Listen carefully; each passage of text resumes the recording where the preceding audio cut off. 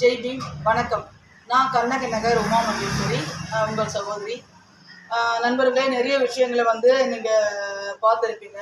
நம்முடைய செயல்பாடுகள், நம்முடைய சமூக பணிகள், கிராமப்புறங்களே நகர்ப்புறங்களே நிறைய வேலைகள் செஞ்சுட்டு இருக்கோம்.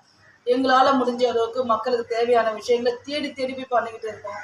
இதில் கிட்டத்தட்ட 20 வருஷமாக இந்த வேலையை எடுத்து நாங்கள் செஞ்சுட்டு இருக்கோம். மக்கள் நலனுக்காக. இப்போ அதே மக்கள் நலனுக்காக மிகப்பெரிய ஒரு பிரச்சனையை ரொம்ப நாளாக எனக்குள்ளே ஓடிக்கிட்டு இருக்குது. இப்போ நிறைய பேர் சொல்ல ஆரம்பித்தோம், அக்கா இதை பற்றி இது பேச மாட்டேங்களா, இப்போ நீங்களை கூப்பிடுங்க, நாங்கள் போராட்டத்துக்கு வரோம், நாங்கள் அது பண்ணலாம் இது பண்ணலான்றாங்க. எனக்கு போராட்டம் பண்ணுற அளவுக்குலாம் இப்போ டைமே கிடையாது. ஏன்னா பள்ளி தொடங்கிடுச்சு, பிள்ளைங்களுக்கு கல்வி விஷயமா நிறைய வேலைகள் இருக்குது.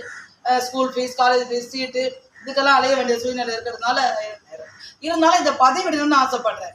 கண்ணகி நகரில் பொதுவாக கண்ணகி நகரில் நிறைய இடத்துல தண்ணி சரியில்லை. கண்ணகி நகரில் பார்த்தீங்கன்னா நிறைய பேருக்கு இந்த தோல் பிரச்சனை, தோல் வியாதி, இந்த சொறி, புண்ணு, சொரியாஸ், இந்த மாதிரி நிறைய பிரச்சனைகள் இருக்குது. இதுக்கான என்னென்ன பிரச்சனை சொல்கிறாங்க மருத்துவர் பார்த்தீங்கன்னா, எங்களுக்கு குடிக்கிற தண்ணி கிடையாது, கடல் நீர் தான் உப்பு நீர் ஆக்கி அனுப்புகிறாங்க.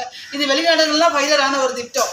இந்த திட்டத்துக்கு எதிர்ப்பாக நான் பேசுகிறேன். ஆனால் கண்ணகி நகர், செம்மஞ்சேரி, இந்த மாதிரி இடங்களில் வர தண்ணி ரொம்ப உப்பு கரைக்கிறதுனால முடி கொட்டுறது, பலவித தோல் வியாதி வர்றது, குழந்தைகள்லாம் பார்த்தீங்கன்னா நிறைய சொரியாஸ் வந்துடுச்சு.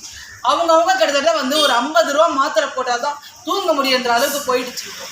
இதுக்கான ஸ்கின் மருத்துவமும் கண்ணகி நகர்லையோ, செம்மஞ்சேரிலையோ, பெரும்பாக்கத்துலையோ, ஸ்லம்லையோ எங்கேயுமே கிடையாது, கொடுக்கறதில்ல. பேருக்கு ஒரு மாத்திரை, இந்த மாத்திரை என்ன கொடுக்கறதில்ல.